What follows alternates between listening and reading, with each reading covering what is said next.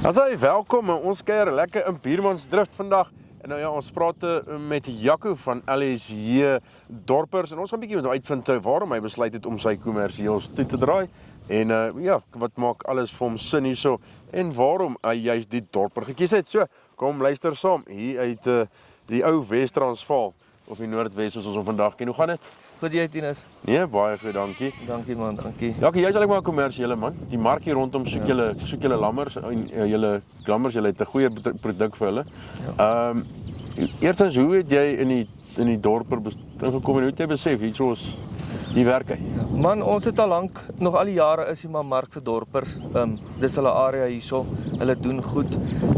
Ek so 'n paar jaar terug toe begin ek maar redelik in die kommersiële ingaan. Ek het toe besluit 2 jaar terug dat ek die dorpervereniging wil nader om bietjie te kyk om meer in lyne in te teel.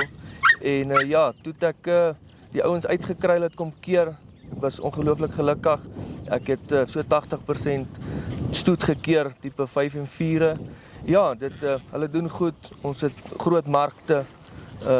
Die ouens hou van ook wat redelik rammetjies koop, Hartwater area. Ja.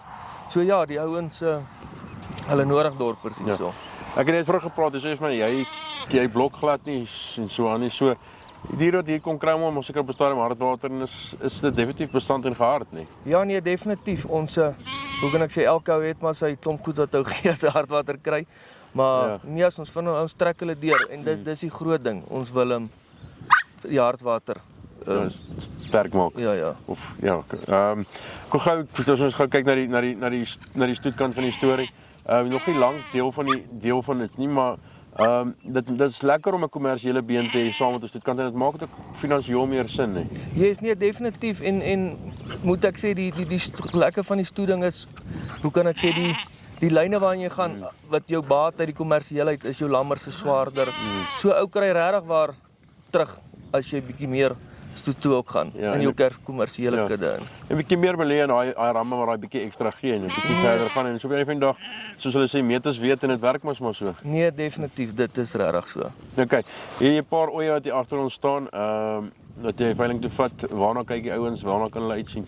Ja, ek wil maar probeer harde diere vat. Hierdie ooitjies het mooi uitgegroei. Ek het hulle naspeen, het hulle teruggegaan ooie toe. So ja, hulle is hard groot en hulle het daarom ram gekry. So ja, is goeie aanteel diere. Ja.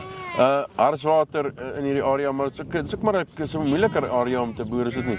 Ja nee, definitief, want soos ek sê, dis maar ook meestal vol en semi-hartswater. Ek dink dis wat dit so moeilik maak. Ja. Dat jy weet nie wat kom nie. Al 6 maande gaan dit goed, dan begin jy net weer die hartwater gevalle kry. So ons try maar.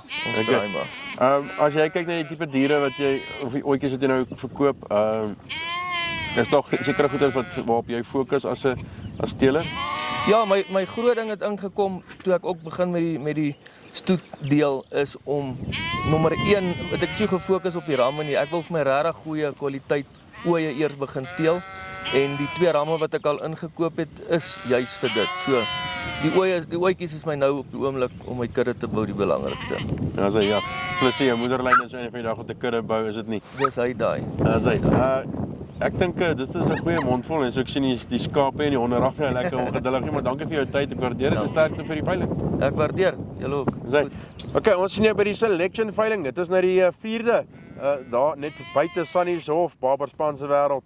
Ja, moet hom nie misloop nie. Top ooe, top dorpers, ooe en Santas wat ook daar verkoop gaan word. Sien jou daar.